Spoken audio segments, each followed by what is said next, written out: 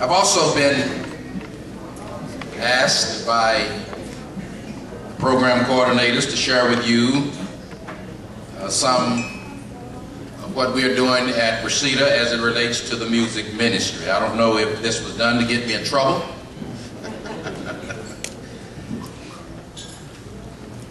But it's very difficult to proceed with that without first just offering a feeling like I need to deliver some type of polemic in defense of that, but I'll avoid the temptation to do that. We are already 20 minutes behind in terms of time.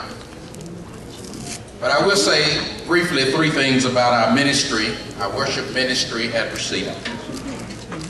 Number 1, we're governed by a perspective that worship is not simply about us. And God is not the audience of worship as some would claim. God is superintendent. That worship has 2 dimensions. One is a vertical dimension. It is only vertical in terms of motive. It is horizontal in terms of ministry.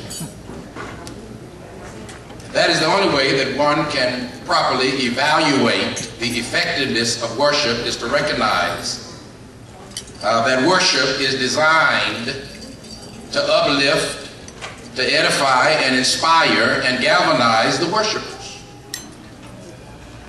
Nothing we can say, nothing we can preach is going to move God in any direction. God is self-sufficient.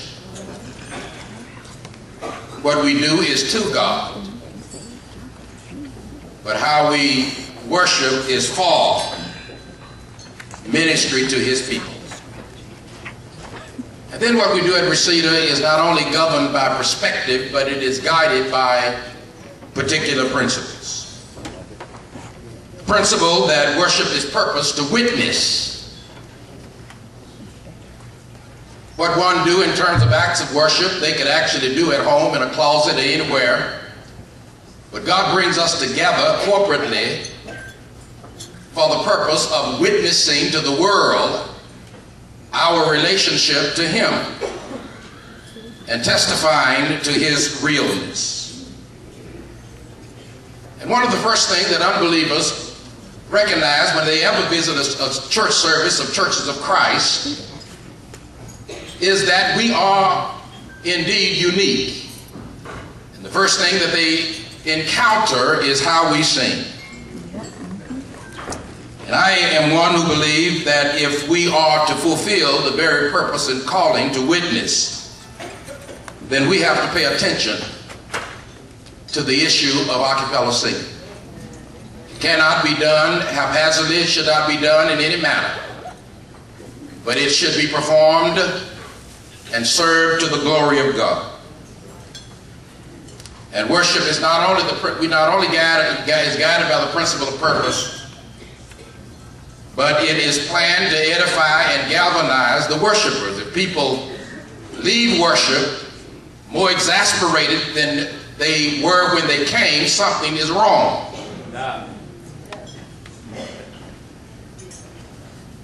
Styles of worship must periodically change. Customs of worship must periodically change. Otherwise, those customs will become crystallized and defended as though they are doctrine. And then we are challenged with what Jesus says: you make the commandments of God of no effect by your traditions. Tradition can get in the way of spirit and true worship. A lot of argument is going on among us about styles and innovations that has nothing to do but represent styles. In our approach to a cappella singing, in our approach to congregational singing, we use devotional team ministries.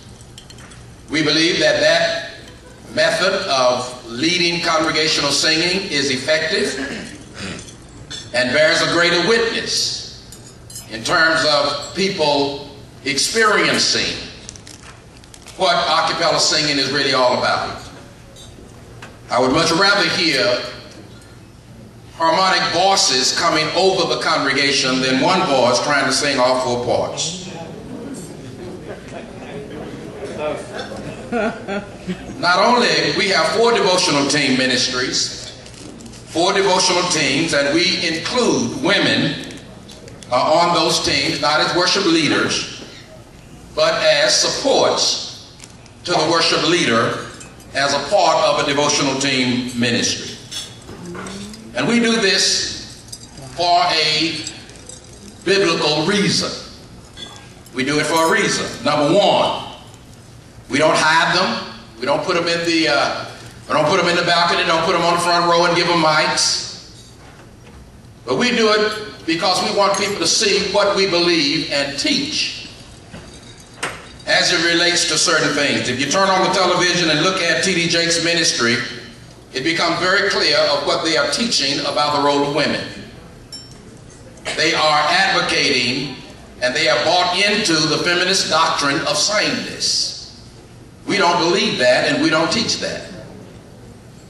But unfortunately, many times when you visit our congregation, it is not evidence what we actually teach about the equality of the supportive role of women.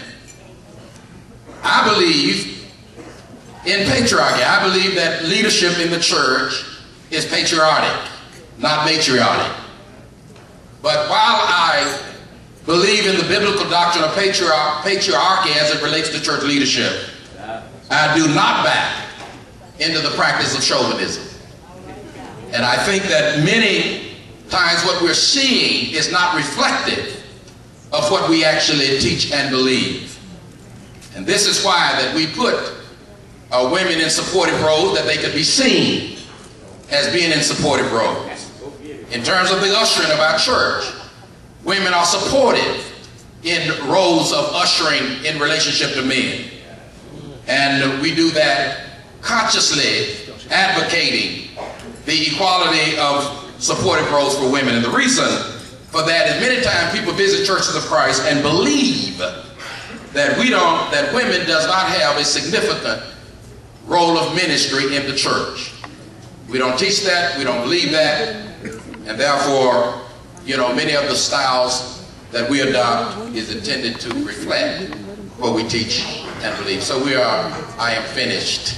And they give me the rebel sign, but I am finished in sharing with you our music and worship ministry.